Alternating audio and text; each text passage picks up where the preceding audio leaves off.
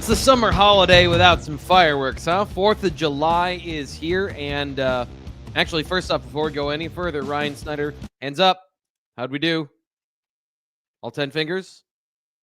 Oh, yes. Sorry, I was All right. reading something at the moment. Yes, I just let everybody else launch the fireworks, man. I'll just hang out and watch them. But had some good ones last night in the neighborhood. That was fun, though. So hope everybody had a good 4th of July. And, here we are again. Commit season, number Yep. 2. Yeah, Number 2. second one today. And Mhm. Ryan, jump right into it. Who is the second Nittany Lion that is committing here on this 4th of July weekend? Yeah, Tyson Harley, 6'3", 220-ish pounds, we'll say, defensive end out of Gonzaga in Washington, D.C. Long been one of Deion's top guys, right? We how many times we got to keep talking about this, right? We know Carter Meadows and Luke Bayford were incredibly important. And then Jackson Ford and Tyson Harley were the other two that were kind of in that mix as far as, top defensive end targets for Deion Barnes for a long time now. Of course, they got Jackson Ford, and now they have Tyson Harley. Of course, Daniel Jennings is already enrolled. He was 2026, moved up to 2025. And we'll see what happens with Carter Gooden and others moving forward. But, Tyson Harley, I think, really impressed some people playing alongside Carter Meadows last year. Of course, Carter Meadows, a 5-star defensive end out of Gonzaga as well, who ended up committing to Michigan a couple of days ago. But Tyson was the more productive of the two. He doesn't have quite the measurables and things of Carter Meadows, but when it comes to production, when it comes to consistency, especially backside pursuits, things like that, I mean, you really see that athleticism. It pops on film. I think he finished with I want to say 15 tackles for loss. I think it was around maybe 8 or so sacks. I apologize, I don't have the exact number in front of me at the moment, but I know he was a very productive player. And some of the Penn State made sure that once they kind of saw his junior season film, they got on pretty early there and offered, and they end up beating out a bunch of the regional schools, the Marylands, the Vatex, Rutgers, all those kind of programs. Michigan State was another one. So Penn State's happy to have him on board. Yeah, it's a very interesting. He's got a lot of really interesting things on film, which we'll get to here in just a minute. But obviously, he is. You mentioned those tiers of prospects, and you've got. We talked about this when we talked about Jackson Ford, that top tier of defensive ends in this particular cycle. Tyson Harley and Jackson Ford, they're really interesting prospects because of the way they're built. I think, and the kind of the skills they present.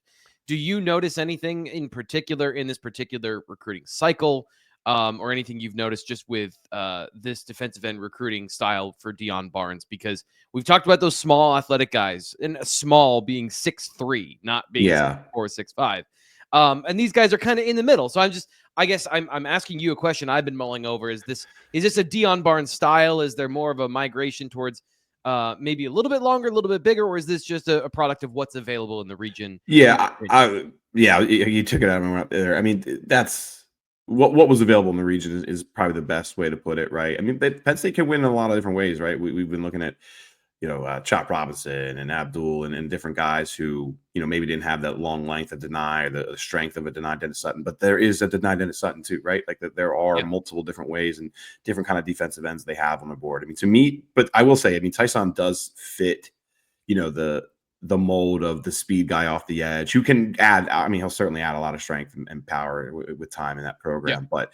right now, it is the athleticism that pops. I'm not going to say Chaz Coleman athleticism, but there is some of that in there a little bit. That he doesn't have the Chaz Coleman length and all those kind of things, but he kind of fits that mold a little bit better, in my opinion. So, yeah, we'll see how he's able to progress, obviously. But 6'3", 220, I mean, that's makes a lot of sense compared to a lot of other defensive ends they've had. It makes Jackson Ford, who's kind of the middle guy, right? Like he's not the deny and not down to 220 like a lot of other defensive ends, and 230-ish. I got to get an updated number on Tyson Harley, but I think 220, 230, somewhere in that ballpark at the moment. Well, the thing that surprised me, correct me if I'm wrong, but I think Harley has like 34-inch arms. He does. He does have great length. Yes, for his size. That's like a 6'5", 6'6" defensive end. Yeah, I think when you were talking, I guess that's when you're looking at the way he and again, this gets into kind of the way he plays, which we'll get in just 1 second. But I do want to talk about this first, which is your financial future. We talk about that a lot here, actually, on the BWI live show and the BWI YouTube channel. But here's the thing. There's one thing Penn State fans know, and it's that preparation wins championships. Whether it's getting ready for Michigan at Beaver Stadium, getting that first timeout called on the very first snap because they didn't want to get a false start because it was so loud. All those things. Or Maybe it's just facing the IRS on your individual level. Preparation is everything. That's where Freedom Financial Tax comes in. They're just not filing your taxes. They're offering complete solutions from individual tax prep and self-employment returns to bookkeeping, payroll, and IRS help. They've got your back. Don't go into taxes alone. As somebody who's done that for the last 5 years and spends one day every year doing taxes, but 364 days dreading doing that, don't go it alone. Check them out. If you own a small business, maybe you farm on the side, if you got W-2s, 1099s. One point in my life, I had 4 1099s. It was when I first started working here for Blue White Illustrated. I had like 4 separate jobs. Do you understand the level of complexity and bookkeeping that requires? I don't have the brain for that. I barely keep things together here on the YouTube channel. That's my full-time job. Let Freedom Financial Tax help you with this. No fumbles, no guesswork, just expert help this tax season. And by the way, you go to tax season, the preparation begins now, making sure you got all your documents and stuff in line. Don't wait. Go get it now. Go get some help. Work with a team that is known, that knows how to win. Freedom Financial Tax. Go to their website, www.freedomfinancialtax.com, or email info@freedomfinancialtax.com. You should check them out. Thank you for being a sponsor here on the BWI YouTube show. And of course, for being Josh, who owns Freedom Financial Tax, is also a Penn State fan. So you want to call and chat with him. Very knowledgeable individual about football. We have a lot of conversations just about football. It doesn't have anything to do with tax or any of that stuff. And one of the things we've talked about are these defensive ends and the ability to play, I think, at the next level. So, Ryan, I'm just going to launch right into what I found of Tyson Harley on Tyson Harley? Tyson, yep. Tyson Harley. Okay. Mm-hmm. So Tyson Harley is super interesting because you mentioned the athleticism off the edge. You mentioned the speed. There's something really strange about the Gonzaga defensive ends. Both him and 5-star Carter Meadows, by the way, better run defenders than pass rushers. And you can see the enormous length and frame that Harley has here on film. This is a guy who's going to be a full-fledged 255 when he's fully done growing. But the pass rushing, a lot of his sacks that you see on film, unblocked pressures, retracing back to the quarterback, I would not say that that long arm there, good move, but that would be the one move he has right now as an edge rusher.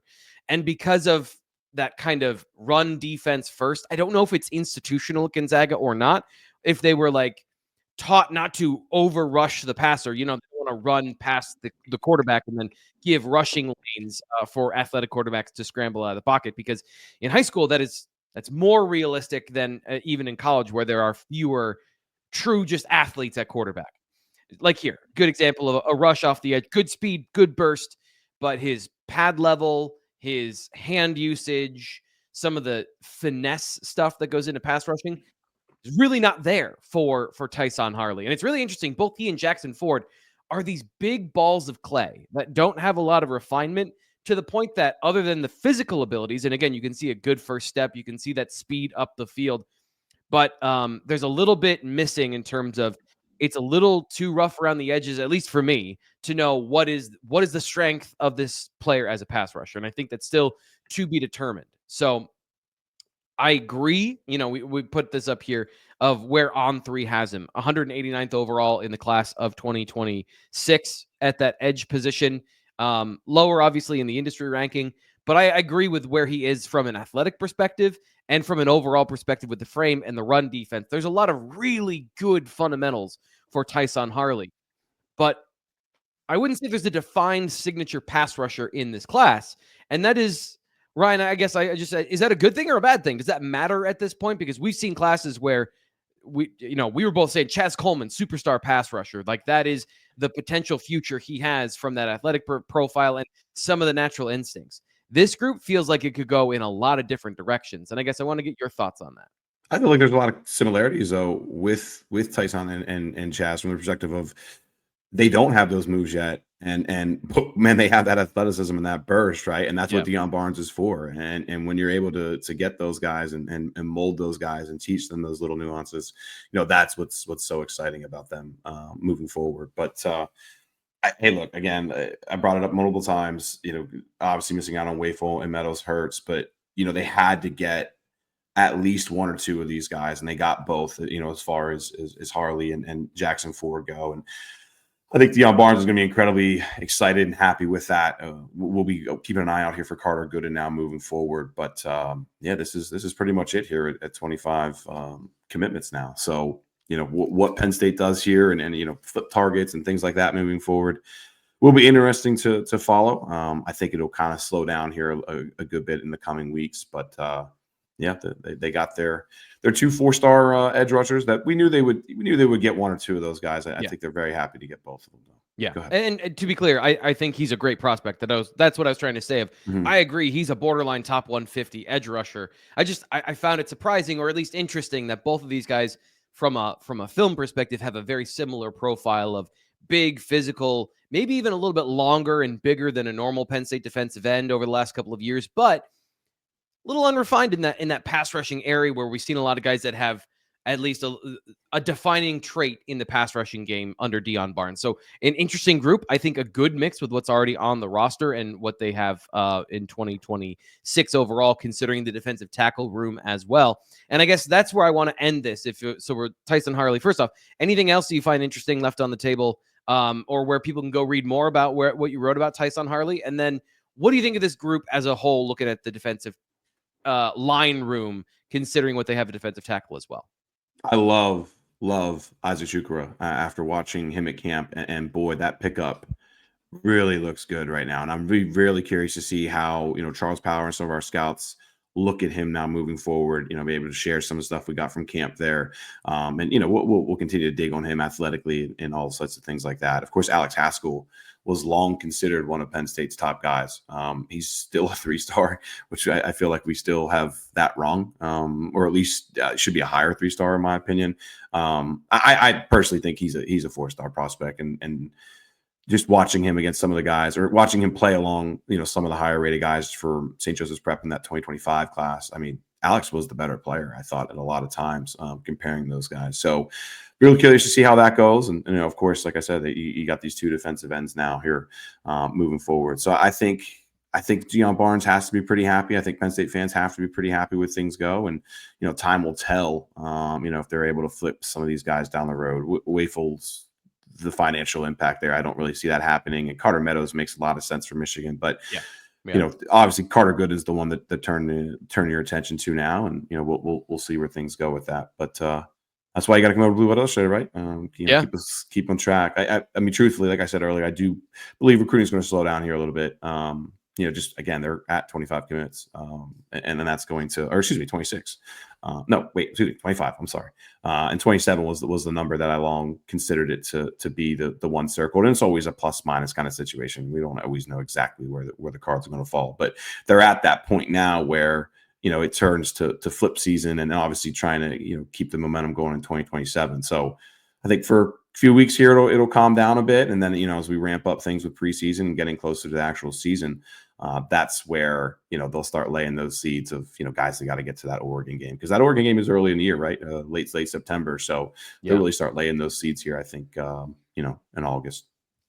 Yeah, and of course, 2027 is fully in the viewfinder right now, because as much as we're going to be talking about down the stretch with 2026, Penn State, the reason they got to this point with the class of 2026 is because they did a lot of good work with Kevin Brown and Messiah Mickens and all of those players that committed very early. Matt Sieg around this time, maybe even to August or early September last year. So just another great reason to subscribe here. I always say this too late. It's in the final 60 seconds. You got to subscribe here to the Blue White Illustrated YouTube channel, where you can get this information, get the context, and if you go to bluewhiteillustrated.com, you get the full thing. You get all the information. Sign up now for just $1 on the outro of the video. You'll see all that information as far as how that works for the first week. And then, of course, you can join us for the full year, which I would suggest anyway, because, I mean, it's $120 to commit to your passion, your hobby, your life force for a full year. I could spend $124 on a piece of wood for a project I'm trying to make. Like, that's an expensive piece of wood, dude. I'm a fancy biatch. So yes, I'm buying very nice wood. Anyway, Ryan, any final thoughts, or should I just stop rambling and get out of here? Let me do that. I'll stop Happy July rambling and 4th get it. weekend, everybody. Yeah. Enjoy your final night. Before we have to get back to the normal grind on Monday. But hope everybody had a great weekend. Penn State fans should be happy. 2 really quality commits today that we expected to come. And like I said, we'll keep an eye out for Carter Gooden here moving forward. And And other than that, just have a good weekend, y'all. All right. Well, we'll get out of here and we'll be back next time news breaks. If, when, and how. Well, we know the how. We'll be here on the Blue White Illustrated YouTube channel. Talk to you then.